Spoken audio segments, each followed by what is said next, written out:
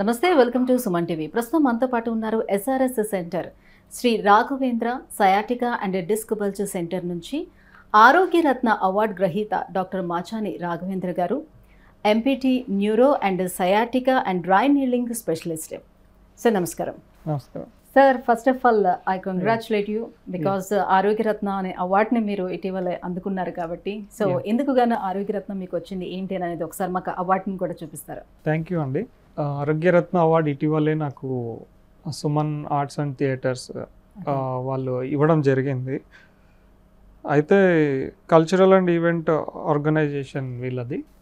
చాలామంది పేషెంట్స్కు చాలా బాధపడుతున్న వాళ్ళకు ముందు చాలా బాధపడి ఇంట్లో వాళ్ళ పనులు చేసుకోలేకపోయి నా దగ్గరకు వచ్చి బాగా అయిపోవడము.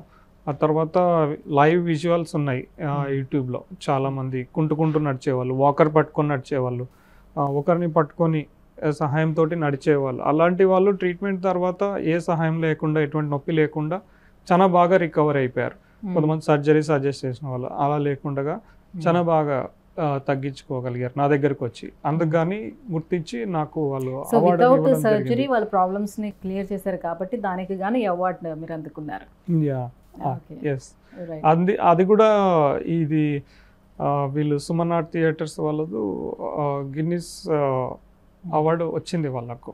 యాక్చువల్లీ గిన్నిస్ బుక్లో అవార్డు కూడా వచ్చింది ఆ సంస్థకు. సో వాళ్ళు నాకు ఈ ఆరోగ్యరత్న అన్న బిరుదు ఇవ్వడం, అవార్డు ఇవ్వడం కూడా నాకు చాలా సంతోషంగా అనిపించింది. సో ఇప్పటి వరకు మీరు ట్రీట్ చేసినవన్నీ కూడా వితౌట్ సర్జరీ తోటి ట్రీట్ చేసినవన్నీ. సార్, మడం నొప్పికి రీజన్స్ ఏమై ఉండొచ్చు? సాధారణంగా ఒబేసిటీ ఉన్న వాళ్ళకే మడం నొప్పి వస్తుందా? ఎవరికైనా రావచ్చా? ఎలాంటి వారిలో మనం మడం నొప్పిని ఎక్కువగా ఐడెంటిఫై చేయొచ్చు? ఒబేసిటీ ఉన్న వాళ్ళకు 70% ఛాన్సెస్ ఎక్కువగా ఉంటాయి మడమ నొప్పి రావడానికి, పాదం కింద మడమ నొప్పి. తర్వాత ఎక్కువగా హై హీల్స్ యూస్ వాడతారు కదా, వాళ్ళకి ఎక్కువగా మడుము నొప్పి వచ్చే అవకాశాలు ఉంటాయి.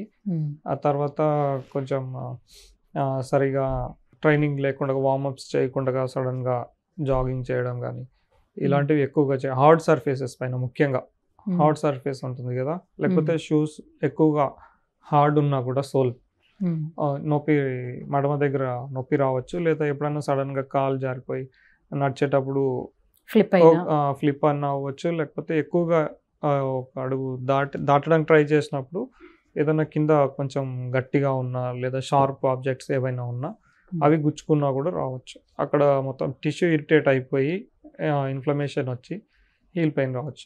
ఇంకొంతమందికి క్యాల్కేనియల్ స్పర్ ఉంటుంది, అంటే కింద ముళ్ళులాగా పెరుగుతుంది బోన్. వాళ్ళకు కూడా అది కొంచెం గుచ్చుకొని ఇరిటేట్ అవుతూ ఉంటుంది అనమాట. కింద ప్లాంటర్ ఫేషియా ఉంటుంది, దాని నుంచి కూడా రావచ్చు.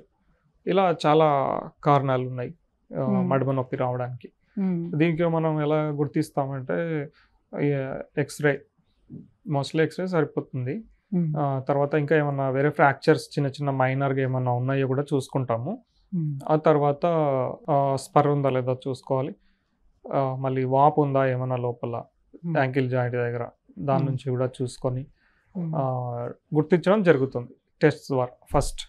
ఆ తర్వాత ఈ నొప్పి ఉన్న వాళ్ళు ఎక్కువసేపు నించోలేరు, ఎక్కువసేపు నడవలేరు.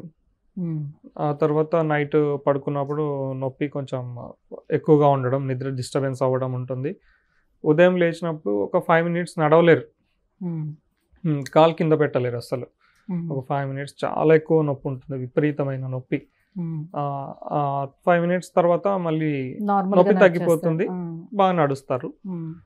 మళ్ళీ ఎప్పుడైనా డయాబెటీస్ ఉండే వాళ్ళలో కూడా అబ్జర్వ్ చేయొచ్చా ఈ మడం నొప్పులు? ఎక్కువగా ఉండొచ్చు, ఉంటాయి, అందరికీ ఉంటాయి. ఇది ఇలా నేను చెప్పిన వాటిలో కారణాలు ఉన్నప్పుడు ఎవరికైనా వచ్చేస్తాయి, నార్మల్గా ఉన్న వ్యక్తిలో కూడా వస్తాయి. ఇంకా ఎక్కువ లాంగ్ జర్నీస్ చేసేటప్పుడు కూడా కూర్చొని ఉంటాం, తర్వాత లేచి నడవడానికి రాదు, అప్పుడు కూడా నొప్పి చాలా తీవ్రంగా ఉంటుంది. బరువు వేయలేరు, కుంటుకుంటూ నడవాల్సి వస్తుంది. అది ఇలాగ ఉంటాయి దాని పరిస్థితి. ఇంకా ఏంటంటే ఎక్కువసేపు నించొని పనిచేసే వాళ్ళకు కూడా ఇది ఎక్కువగా చూస్తూ ఉంటాము. అంటే ఒబేసిటీ లేకపోయినా, ఎక్కువసేపు నించొని పని చేయకపోయినా కూడా కొంతమందిలో మడమ నొప్పులు తీవ్రంగా చూడొచ్చు. సో ఎక్కువ వస్తున్నాయి మాకు పెయిన్స్ పాదాలు అని చెప్తూ ఉంటారు. ఇంకా ఏముండొచ్చు అలాంటి వాళ్ళు రీజన్స్ ఏమైనా? అదే ఫుట్వేర్ సరిగా లేకపోవడము, ఇంప్రాపర్ గా నడవడము, చూసుకోకుండా ఎలాగంటే అలాగా వెయిట్ Okay. ట్రాన్స్ఫరెన్స్ సరిగ్గా లేనప్పుడు కొంచెం యాంకిల్ జాయింట్ పైన ప్రెషర్ పడిపోయి కింద కూడా ఏమైనా షార్ప్ ఆబ్జెక్ట్స్ ఉన్నా కూడా అది గుచ్చుకున్నప్పుడు కూడా రావచ్చు ఇలాగా. Okay. ఆ సో లైక్ తర్వాత ఐరన్ డెఫిషియన్సీ అలాంటివి ఉన్నా కూడా ఇలాంటి సమస్య చూడొచ్చు అంటారా? అలాగేం రాదు, ఐరన్ డెఫిషియన్సీ ఉంటే ఏం రాదు. Hmm. దీనికి లిటరల్లీ యాంకిలోజింగ్ మెకానికల్ స్పాండిలైటిస్ ఉండే వాళ్ళు కూడా ఇది ఎఫెక్ట్ అయ్యే ఛాన్స్ అయ్యే ఛాన్సెస్ ఉంటాయి. అలాంటి వాళ్ళకు ఎక్కువ వరకు ఉంటాయండి, వాళ్ళకు చాలా ఛాన్సెస్ ఉంటాయి. వాళ్ళకి ఇదే కాక ఇంకా వేరే జాయింట్స్ దగ్గర చాలా నొప్పులు ఎక్కువగా ఉంటాయి. సో తర్వాత వీళ్ళకు మనం ఏం చేయాలంటే డ్రై నీడ్లింగ్ ట్రీట్మెంట్ ద్వారా జనరల్గా ఇది అంత తొందరగా తగ్గదు. ట్యాబ్లెట్స్ వాడతారు, అప్పటికి తగ్గుతుంది, మళ్ళీ వస్తూనే ఉంటుంది. ఇది కొంచెం ముందుగా ఉన్నప్పుడు మా దగ్గర వచ్చి చూయించుకుంటే కనుక తగ్గిపోతే ఆ స్పర్ రావడం అలాంటివి రాకుండా ఆపచ్చు. లేట్ అవుతూనే స్పర్ రావడము, మడమ వెనకాల వాపు ఉంటుంది, ఆ వాపు రావడం జరుగుతుంది. చాలా మందికి ట్రీట్మెంట్ చేశాక వెంటనే 50% వాపు తగ్గిపోయింది మా దగ్గర, ట్రీట్మెంట్ అయిపోయిన వెంటనే 25% 50% అలా తగ్గింది. దాని తర్వాత వాళ్ళకు ఎక్సర్సైజ్ చెప్పడము, ఇన్ఫ్లమేషన్ అనేది యాంకిల్ స్పేస్ లో వస్తుందా? యాంకిల్లో కాదు, మడమ వెనకాల వస్తుంది. వెనక వస్తుంది, మడమ వెనకాల పాదం ఉంటుంది కదా పైన, వెనకాల సైడ్ పైన మడమ ఉంటుంది కదా వెనకాల, అక్కడ ఉంటుంది వాపు. కొంతమందికి ఎక్కువ ఏంటంటే యాంకిల్ జాయింట్ దగ్గర కొంచెం కనిపిస్తుంది, ముఖ్యంగా అక్కడే లోకలైజ్డ్ గా ఉంటుంది. సో ట్రీట్మెంట్ తర్వాత ఆల్మోస్ట్ 25 to 50% వాపు తగ్గిపోతుంది. వీళ్ళు తొందరగా కనుక చూయించుకోకపోతే ఆ కాలు పైన నించున్నప్పుడు ఆ నొప్పి ఉంటుంది, బరువు వేయలేక ఇంకొక కాలు పైన వేస్తారు బరువు. అప్పుడు ఏమవుతుందంటే ఇది కూడా స్టార్ట్ అవుతుంది, దీనికి పడిపోతుంది, ఇది కూడా స్టార్ట్ అయిపోతుంది. అప్పుడు రెండు వచ్చేస్తాయి. అందుకనే నేను ఏం చెప్తానంటే తొందరగా వచ్చి చూయించుకోండి, లేట్ చేయకుండా. ఇది డ్రై నీడ్లింగ్ ట్రీట్మెంట్కు బాగా తగ్గుతుంది, బాగా రెస్పాండ్ అవుతారు, చాలా తొందరగా తగ్గించవచ్చు. అందుకే నేనేం చేస్తానంటే ఎక్కడ ప్రాబ్లం ఉందో అక్కడనే డైరెక్ట్ ట్రీట్మెంట్ చేయడము, ఎక్సర్సైజ్ చెప్పడము, ఆ తర్వాత కొంచెం రెస్ట్, ఫుట్వేర్ చేంజ్ చేయడము, సాఫ్ట్ ఎంసీఆర్ చెప్పాల్సి అంటాం, అవి వాడాలి కొద్ది రోజులు.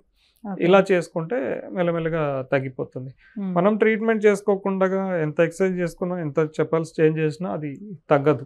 ఇప్పుడు పామ్ అనేది కొంచెం కొంతమందికి ఫ్లాట్ ఉంటుంది, ఫ్లాట్ ఫుట్, కొంతమందికి కొంచెం గ్యాప్ అనేది ఉంటుంది కదా. అవును. సో ఇలా ఫ్లాట్ గా ఉండే వాళ్ళకి ఇబ్బంది ఎక్కువగా ఉంటుంది. ఇబ్బంది ఖచ్చితంగా ఎక్కువ ఉంటుంది. ఫ్లాట్ ఫుట్ ఉన్న వాళ్ళకు, ఆర్చ్ ఉన్న వాళ్ళకు తేడా అదే.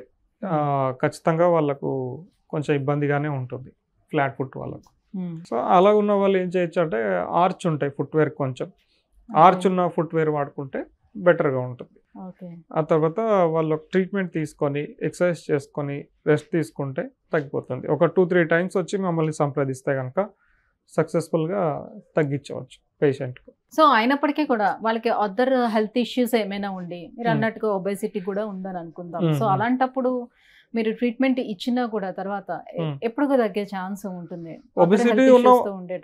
ఒబేసిటీ ఒక్కటే మనం కన్సిడర్ చేయాలి, కొంత ఎక్కువ టైం పట్టొచ్చు వాళ్ళకు. కాకపోతే తగ్గడం అయితే తగ్గుతుంది. ఫుట్వేర్ చేంజ్ చేస్తాము, కొంచెం ఎక్కువ నించవద్దని చెప్పేసి మెల్లమెల్లగా దానికి స్ట్రెంథనింగ్ ఎక్సర్సైజ్ అవన్నీ ఉంటాయి యాంకిల్కి, అవన్నీ చేసుకోవడం ద్వారా తగ్గించుకోవచ్చు.